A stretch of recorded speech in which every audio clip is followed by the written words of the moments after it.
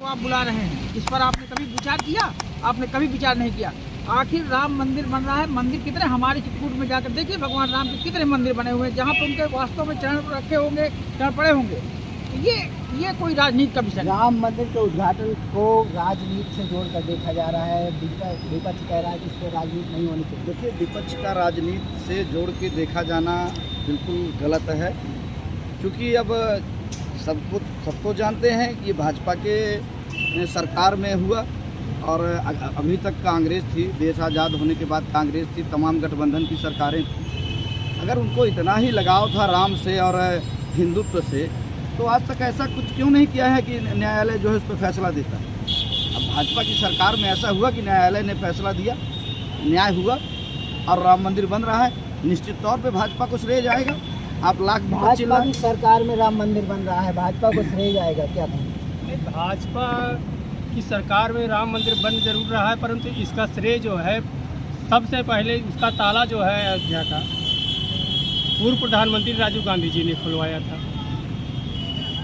तभी से जो है, जब इसके बाद उनको जो है मार दिया गया, इसलिए वो पीछे पड़ गया। नहीं तो जब उस तत्कालीन सरकार थी कांग्रेस गठबंधन की, तो ऐसा नहीं है कि राजीव गांधी जी ने आगे कदम बढ़ा। कांग्रेस के शासनकाल में नहीं बना मंदिर, इसलिए कांग्रेस को श्रेय नहीं जाएगा। कांग्रेस के शासनकाल में मंदिर न बनने का कारण है कि वो माननीय हाई कोर्ट में मुकदमा पेंडिंग रहा। बिना कोर्ट के आदेश के पहले उसमें कोई निर्माण कार्य नहीं हो सकता था। इसके बाद माननीय हाई कोर्ट का आर्डर आया, फिर उसको सुप्रीम कोर्ट में चैलेंज किया गया। माननीय सुप्रीम कोर्ट ने जब उसमें आर्डर किया, इसके बाद उसका निर्माण कार्य चल रहा है। तो इसमें भाजपा का कोई लेना देना नहीं है। जब मंदिर बनकर तैयार हो गया, उद्घाटन हो रहा है, पूरे देशवासियों की आस्था का केंद्र है, फिर इसको विपक्ष ये जो कह रहा है कि राजनीति से जोड़कर भाजपा इसे। राम मंदिर तो सबकी आस्था है, पूरे देशवासियों की आस्था है। इसमें कोई टीका टिप्पणी करने की आवश्यकता ही नहीं है। भाजपा तो मात्र राजनीति कर रही है, सिर्फ वोट लेने के लिए, और कुछ नहीं है। भगवान राम आस्था का विषय है और पूरे देश की आस्था का है, लेकिन भाजपा राजनीति कर रही है, क्या करें? बिल्कुल कर रही है। धर्म के बिना राजनीति जो है वैश्या के समान है, इसलिए राजनीति में धर्म अनिवार्य है। हमारे यहाँ जो पुरानी राजनीति थी उसमें धर्माचार्यों को विशेष स्थान प्राप्त था।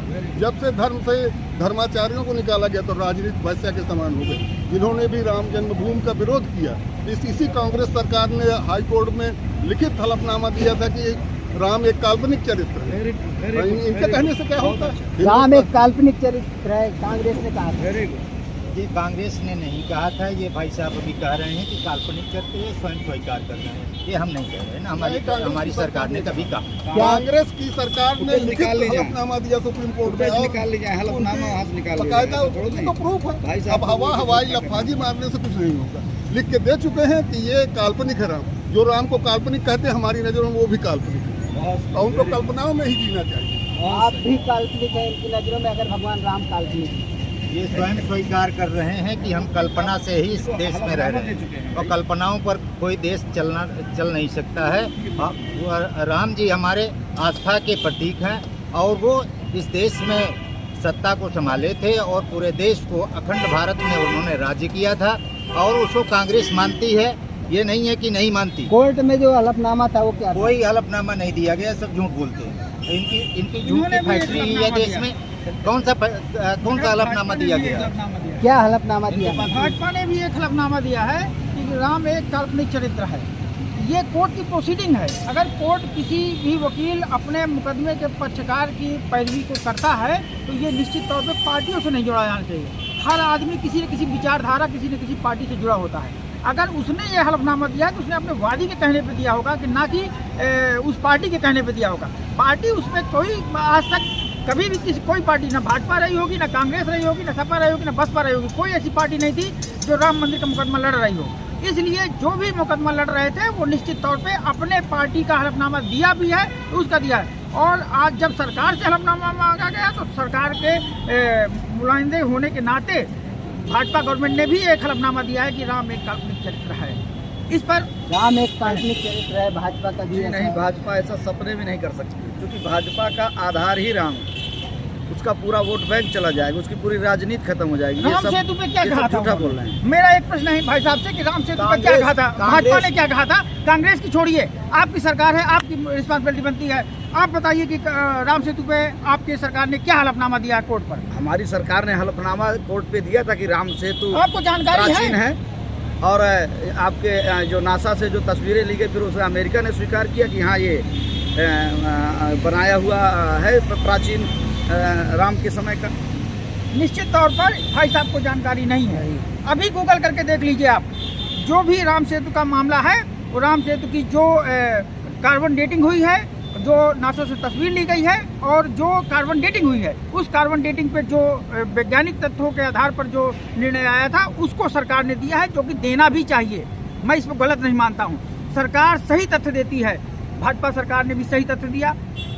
वो राम सेतु एक जो पुल बना हुआ है, जिस कालखंड में रामायण की रचना हुई, जिस कालखंड में बताया गया कि लंका से भारत से लंका गए, उस कालखंड का वो राम सेतु पुल नहीं है।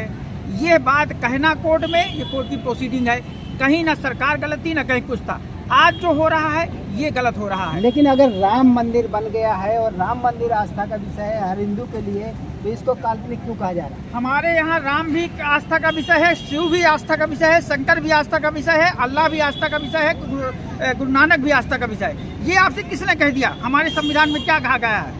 हमारे संविधान में सभी धर्मों को बराबर का अधिकार मिला हुआ है, सभी का बराबर आस्था है और सनातन धर्म हम लोग मानने वाले लोग हैं। सनातन धर्म में नास्तिक को भी जो है बराबर का हक मिला हुआ है। अगर नास्तिक कोई व्यक्ति है जो ईश्वर को नहीं मानता है, ईश्वर की सत्ता को नहीं मानता है, उसको भी सनातन धर्म में जगह मिली हुई है, उसका भी बराबर का स्थान है। आज हिंदू धर्म को जो सनातन धर्म से जोड़ा जा रहा है, निश्चित तौर पर ये सही है, लेकिन सनातन धर्म कहीं नहीं कहता है कि मुस्लिम धर्म गड़बड़ है या बौद्ध धर्म गड़बड़ है या जैन धर्म गड़बड़ है या कोई क्रिश्चियन गड़बड़ है। वो सब को समा करके जो चलता है वही सनातन धर्म है।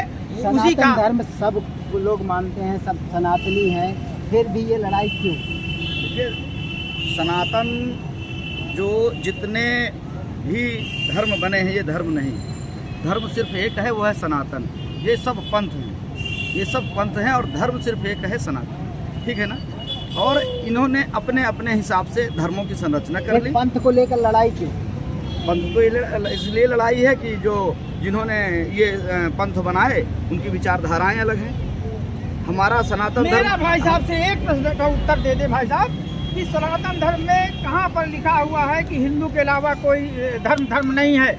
वो उसमें यही कहा गया है कि सारे पंथ मिल करके जिस ईश्वर को मानते हैं या जिस ईश्वर को नहीं मानते हैं, दोनों को मिला करके एक जीवन जीने की शैली, एक कला, एक अध्यात्म से जोड़ने की तरीका, परंपरा को जोड़ने का तरीका, उसको सनातन धर्म कहा गया है। सनातन धर्म में तमाम सारी चीज़ें